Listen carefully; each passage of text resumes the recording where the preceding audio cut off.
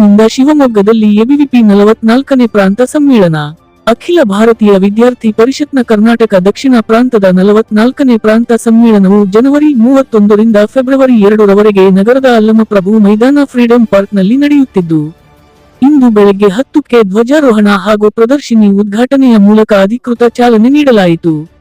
ಈ ಪ್ರದರ್ಶನ ಉದ್ಘಾಟನಾ ಕಾರ್ಯಕ್ರಮದ ಸಾನ್ನಿಧ್ಯವನ್ನು ಶ್ರೀ ಕ್ಷೇತ್ರ ಕೂಡಲಿ ಮಹಾಸಂಸ್ಥಾನ ಮಠದ ಶ್ರೀ ಅಭಿನವ ಶಂಕರ ಮಹಾಸ್ವಾಮೀಜಿರವರು ವಹಿಸಿದ್ದರು. ಸಮ್ಮೇಳನದಲ್ಲಿ ಕರ್ನಾಟಕ ದಕ್ಷಿಣ ಪ್ರಾಂತದ 10 ಸಂಘಟನಾತ್ಮಕ ವಿಭಾಗಗಳಿಂದ ಸುಮಾರು 1300 ವಿದ್ಯಾರ್ಥಿಗಳು ಹಾಗೂ ಅಧ್ಯಾಪಕರು ಭಾಗವಹಿಸಿದ್ದರು. ರಾಜ್ಯ ಸಮ್ಮೇಳನದಲ್ಲಿ ರಾಜ್ಯದ ಶೈಕ್ಷಣಿಕ ಸ್ಥಿತಿಗತಿ, ವಿಶ್ವವಿದ್ಯಾಲಯಗಳ ಸ್ಥಿತಿ ಕುರಿತು ನಿರ್ಣಯ ಕೈಗೊಳ್ಳಲಾಗುವುದು ಎಂದು ಪರಿಷತ್ ರಾಜ್ಯ ಕಾರ್ಯದರ್ಶಿ ಪ್ರವೀಣ್ ತಿಳಿಸಿದರು. ಯಾವುದು ನಮ್ಮನ್ನ ಬಂಧಿಸುವುದಿಲ್ಲವೋ ಅದು ಕರ್ಮ. ಅದಾಗೆ ಸಾಮಾನ್ಯವಾಗಿ ನಮಗೆ ವ್ಯವಹಾರದಲ್ಲಿ ನಾವು ಕೇಳಿರ್ತೀವಿ, ಎಲ್ಲ ಕಡೆ ನಾವು ನಮ್ಮ ಕರ್ಮವನ್ನು ಅನುಭವಿಸದೇ ಇರ್ಲಿಕ್ಕೆ ಆಗೋದಿಲ್ಲ, ಕರ್ಮ ಬಂಧನ ಇತ್ಯಾದಿ ಶಬ್ದಗಳನ್ನು ಕೇಳಿರ್ತೇವೆ. ಬುದ್ಧ ಕೂಡ ಕರ್ಮ ಬಂಧನದ ಬಗ್ಗೆ ಮಾತಾಡ್ತಾರೆ.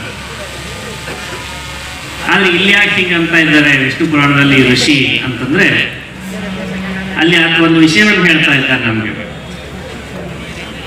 ಯಾವುದು ನಮ್ಮನ್ನ ಬಂಧಿಸುವುದಿಲ್ಲವೋ ಅದು ಕರ್ಮ. ಬಂಧಿಸದೇ ಇರುವ ಹಾಗೆ ನಾವು ಕರ್ಮವನ್ನು ಮಾಡೋದು ಹಾಗೆ ಅಂದ್ರೆ ಕರ್ತೃತ್ವ ಭಾವ, ನಾನು ಮಾಡ್ತಾ ಇದ್ದೇನೆ ಅನ್ನೋ ಒಂದು ಭಾವ, ಮತ್ತು ನಾನು ಈಗ ಮಾಡಿದ್ರಿಂದ ಈ ರೀತಿಯಾದಂತಹ ಔಟ್ಕಮ್ ನನಗೆ ಬರಬೇಕು ಅನ್ನುವಂತಹ ಒಂದು ಫಲಾಪೇಕ್ಷೆ. ಈ ಎರಡರಿಂದಾಗಿ ಆ ಕರ್ಮ ನಮ್ಮನ್ನ ಬಂಧಿಸ್ತದೆ. ಈ ಎರಡನ್ನ ತೆಗೆದುಬಿಟ್ಟು ನಾವು ಕರ್ಮವನ್ನು ಮಾಡಿದ್ದೆ ಆದ್ರೆ ಆ ಕರ್ಮ ನಮ್ಮನ್ನ ಬಂಧಿಸೋದಿಲ್ಲ ಅನ್ನೋ ಅರ್ಥದಲ್ಲಿ.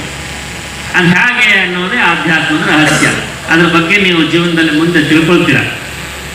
ಎರಡನೇದೇನು? ಎರಡನೇ ವಾಕ್ಯ ಅಂದ್ರೆ ಸಾ ವಿದ್ಯಾ ಯಾ ವಿಮುಕ್ತಯೇ. ನೀವು IIT ಇಂದ ಹಿಡಿದು ಹೈಸ್ಕೂಲ್ವರೆಗೂ ಬಹಳಷ್ಟು ಕಡೆಗಳಲ್ಲಿ ಶಿಕ್ಷಣ ಸಂಸ್ಥೆಗಳ ಎಂಬ್ಲಮ್ನಲ್ಲಿ, ಲೋಗೋನಲ್ಲಿ ಸಾ ವಿದ್ಯಾ ಯಾ ವಿಮುಕ್ತಯೇ ಅನ್ನೋ ವಾಕ್ಯವನ್ನು ನೋಡಿರ್ತೀರಿ. ಅದು ಬಂದಿದ್ದು ವಿಷ್ಣು ಪುರಾಣದಿಂದ.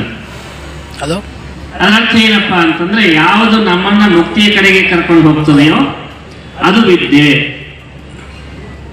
ಶಬ್ದಗಳು ಬಹಳ ಪ್ರಮುಖವಾದಂಥವ್ರು. ಅವರು ವಿದ್ಯಾರ್ಥಿಗಳಾಗಿರ್ಬೇಕು ಅಂದ್ರೆ ಅವರು ಪಡೆದುಕೊಳ್ಳಲಿಕ್ಕೆ ಪ್ರಯತ್ನ ಪಡ್ತಾ ಇರುವಂತದ್ದು ಕೇವಲ ಶಿಲ್ಪ ಮಾತ್ರ ಅಲ್ಲ, ವಿದ್ಯೆಯೂ ಆಗಿರ್ಬೇಕು ಅನ್ನೋದು ಒಂದು. ಮತ್ತು ಆ ವಿದ್ಯಾವಿಧಾನ ಭಾರತೀಯವಾಗಿರ್ಬೇಕು ಅನ್ನೋದು ಎರಡನೇದು. ಹಾಗಾಗಿ ಭಾರತೀಯ ವಿದ್ಯಾರ್ಥಿ ಪರಿಷತ್ ಅನ್ನೋ ಹೆಸರಿನ ಈ ಸಂಘಟನೆ ತಾವೆಲ್ಲರೂ ಕೂಡ ಸಂಘಟನೆಯ ಧ್ಯೇಯೋದ್ದೇಶಗಳಿಗಾಗಿ ಕಾರ್ಯಕರ್ತರಾಗಿ ತಾವೆಲ್ಲರೂ ಕೂಡ ಕೆಲಸ ಮಾಡುವಂಥದ್ದು, ಜೊತೆಗೆ ನಿಮ್ಮ ಶಿಕ್ಷಣವನ್ನು ಮುಂದುವರಿಸುವಂಥದ್ದು ಅತ್ಯಂತ ಸಹಜ.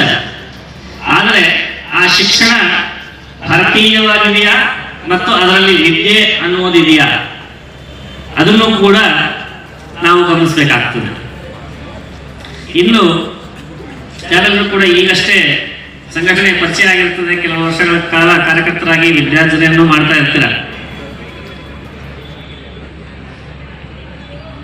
ಆದರೆ ದೀರ್ಘಕಾಲಿಕವಾಗಿ ಕೆಲವರು ಮಾತ್ರ ಪೂರ್ಣಾವಧಿ ಕಾರ್ಯಕರ್ತರಾಗ್ತಾರೆ, ನಾವು ಆಗ್ಲಿಕ್ಕೆ ಸಾಧ್ಯ ಆಗುವುದಿಲ್ಲ ಅನ್ನುವಂತಹ ಒಬ್ಬರದ್ದು